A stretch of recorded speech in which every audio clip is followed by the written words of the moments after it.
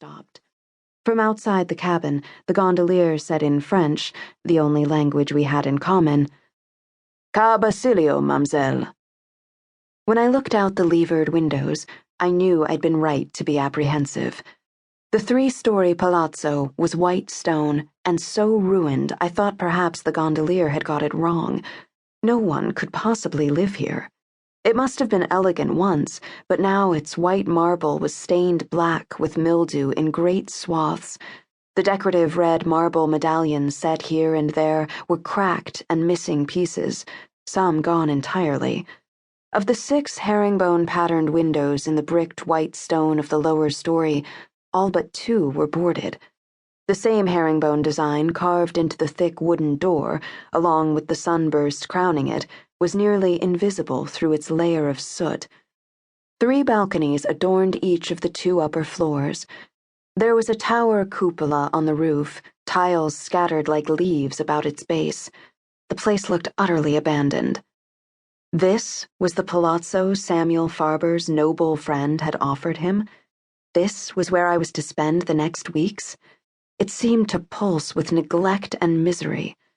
A narrow, wet stone walkway ran the length of the front, an extension of the square, Campo, as the guidebook called it, on its right, which was barren, tiny and triangular, waterlogged and ragged.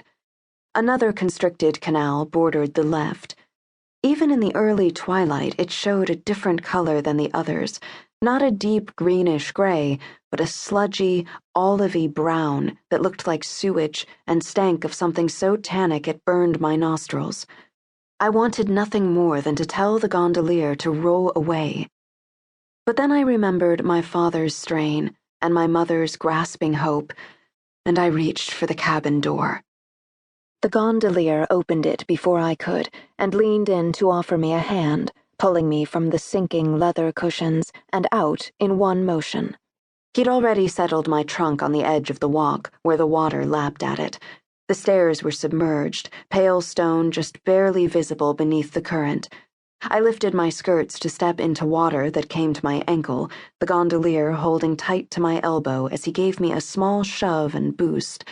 I fumbled in my purse for a tip, which he pocketed, as he looked skeptically at the palazzo. "Should I wait, mademoiselle?" I glanced back to the forbidding black door. What if this wasn't where Samuel Farber was staying? What if it was all a mistake? Please let it be. "This is Casa Basilio? You're certain?" The gondolier nodded. Well, that was it then. Out of all the beauties in Venice, I'd landed here. I would have thought it ironic had I the strength for humor. I took a deep breath and waved the gondolier away, and then I reached for the bell pull. I heard the ring, both far away and very near, as if it were in 2 places at once, the water and the wind picking up the chime and flinging it into the air, the stone capturing it and sending it into echo. It was an eerie doubling, disconcerting instead of beautiful. There was no answer. I rang it again, my discomfort growing, and then I heard the clatter of footsteps beyond. The door handle rattled. The door dragged open, squealing as it caught against the floor, revealing a dark interior tinged with red shadows, a cracked and dipping checkerboard floor of black and white stone, and a pretty woman probably 10 years older than my 24, with so much black hair that the braided corona of it rose about 2 inches from her head. Her equally black eyes regarded me suspiciously. "I'm Elena Spira," I said in French, as I spoke no Italian, and I doubted she spoke English. Papa had said that French was Venice's second language. It had been true for the gondolier, but I was uncertain if it would be so for a servant. "Monsieur Farber's nurse." Her expression did not change, and for a moment I thought this wasn't the right house after all. Or perhaps she didn't speak French. I fumbled for what to say as her measuring gaze swept me. Obviously, her assessment was not to her liking. She said coldly in French, "You're late." I was relieved that Papa had been right after all, but that I obviously belonged here and was expected was not that reassuring. "Yes, I'm sorry. The train was delayed. I hope Monsieur Basilio will not mind receiving me at this hour. He is not here."